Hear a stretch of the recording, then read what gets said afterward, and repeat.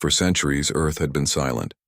The stars glittered with empires, coalitions, and federations, races that had mastered light travel, wielded suns as weapons, and erased whole civilizations for resources. To them, Earth was nothing but a forgotten blue world, a relic of a primitive species long gone. The record said humanity vanished after burning its skies and drowning its lands in war. Most believed the species was extinct. Some thought they had fled to the stars and failed. None imagined they had endured. The day the alarms went off across the Galactic Council's core, the galaxy trembled with disbelief. A fleet of thousands of ships belonging to the strongest alliance, the Dreth Dominion, was moving toward an obscure system on the galactic edge. The target, Sul Earth. When questioned, the Dominion's High Marshal laughed. "It's just a dead planet with ruins. We'll strip it for metal." But even the word Earth carried weight among the older races, those who remembered whispers and half-forgotten warnings. Legend spoke of the Terrans, builders of impossible machines, fighters who stood when no one else dared. The old ones had tried to erase the memory of humanity because their name carried a shadow that humbled every conqueror who'd ever heard it. Still, arrogance ruled the stars. The Dominion fleet advanced, its ships larger than cities, powered by reactors that could burn moons. They entered Sol expecting an easy harvest. At first they found nothing but silence. Earth floated quietly, wrapped in clouds, its continent scarred by old wounds. No response came to hails. The fleet's scouts laughed, calling it a ghost world. Their scanners picked up faint radiation under the planet's surface, weak, ancient signals. One officer joked, "Maybe we'll find some bones." But then, deep beneath the crust, something stirred. Buried under miles of stone lay machines that had slept for over 10,000 years. They had not been forgotten, only waiting. The world had gone silent not because humanity had died, but because it had chosen to rest, to watch, to let the galaxy forget. Humanity had seen the rise and fall of hundreds of alien civilizations. They had watched from behind the veil, recording every betrayal, every war, every alliance that shattered. They knew patience as no other species could. Now the enemy had come to their home, and Earth awakened. The first pulse came from the moon. What the Dominion believed to be a lifeless rock suddenly flashed with light. A swarm of dormant satellites powered up, aligning like ancient guardians. Then came the deep hum from the planet below, a resonance so low it shook the Dominion ships' hulls.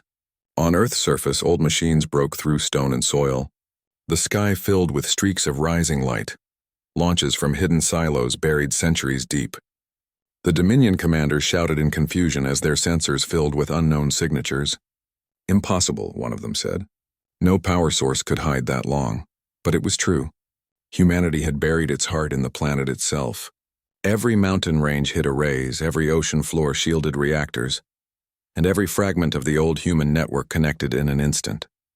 When the Dominion fired the first shot, a plasma lance that split the clouds and struck the Atlantic, it did not hit water. It hit armor. The ocean parted, and from beneath the waves, something vast began to rise. It was not a ship in the traditional sense, but a fortress of metal, older than the Dominion's civilization. Its hull was dark, etched with the marks of forgotten wars. It rose higher than the clouds, glowing with the heat of awakening reactors. The humans had called it Aegis Prime, the last planetary bastion. Its activation sent waves of electromagnetic force through space. Every Dominion ship within the system felt their instruments go blind. Communication failed. Their fleet formations collapsed into chaos. From the moon, beams of concentrated energy tore through their cruisers with surgical precision. The first 10 ships vanished in bursts of white flame. The next 20 tried to retreat, only to find the warp lanes collapsing. The humans had reactivated the old gravity lattice, an ancient planetary defense grid that had not been seen for millennia. In orbit, a shadow began to form. The humans' true weapon had not yet shown itself. While the Dominion fleet struggled, Earth's orbit distorted. Space itself bent around something massive. And then it appeared. The Sol's Wrath, the last of the human dreadnoughts. A relic of the age of the Great Exodus. The ship's hull bore the scars of battles that had destroyed suns. It was a weapon of impossible scale, long dormant, its systems waiting for one signal, the sound of Earth under attack. The galaxy had forgotten what a human warship looked like. They remembered the myths, the whispered stories of metal giants that turned fleets to dust. Now they saw one with their own eyes, and terror spread across every corner of the galactic network. The Dominion fleet tried to fire, but the Soul's wrath did not dodge. It absorbed the energy blasts with shields that shimmered like liquid light. Then its main cannon charged, a beam that bent through the void like a sunrise breaking the night.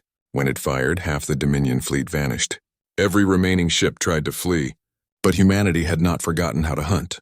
From Jupiter's shadow came smaller vessels, swarms of automated drones, each armed with weapons designed for precision annihilation. They didn't fire recklessly. They moved like predators, selecting targets with cold efficiency. The Galactic Council watched through their long-range telescopes. Worlds fell silent in disbelief. The Council's high speaker whispered, "They were extinct. They were supposed to be gone." But deep down, every elder race remembered the old warnings carved into ruins across forgotten planets. Do not wake the Terrans. Do not touch their world. Within an hour, the Dominion's greatest armada was gone. The surviving fragments tried to escape through faster-than-light jumps, but the humans had already locked the system.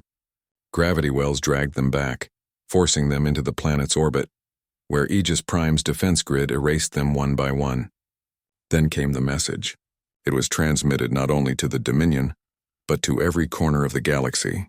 The voice was calm, human, and carried the weight of 10,000 years of silence.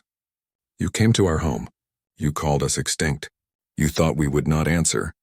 We remember everything, the wars, the betrayals, the arrogance. We walked among the stars before you learned to stand. We fell silent not because we were weak, but because we were tired of the noise. But now you have reminded us why we built our shields, why we forged our blades. The Earth endures. Humanity endures. Leave this system and never return. The transmission ended. Across the galaxy, silence followed. Even the most warlike species dared not move. The Dominion's empire fractured overnight. Its vassals turned against it, fearing that humanity would come for them next. But the humans did not pursue. The Soul's wrath and its drones returned to orbit, then went still again. The defenses powered down, fading into the planet's crust once more. To the galaxy's astonishment, Earth returned to silence. The Galactic Council debated endlessly. Some demanded to make peace, others wanted to hide their worlds. The oldest among them simply said, "They do not seek conquest." They never did. But should the galaxy forget this lesson, they will rise again. A century passed. Travelers spoke of strange transmissions in deep space. Music from an unknown source. The sound of a heartbeat echoing through the void. Some believed it was Earth, reminding the stars that it was still watching. And so, the story spread through every world, every academy, every fleet. Cadets studied the Battle of Sol not as a war, but as a warning. Veterans whispered it like a prayer. They're attacking Earth, they said. The greatest misstep in history. Because in the end, humanity never needed to conquer the galaxy. They only needed to remind it who they were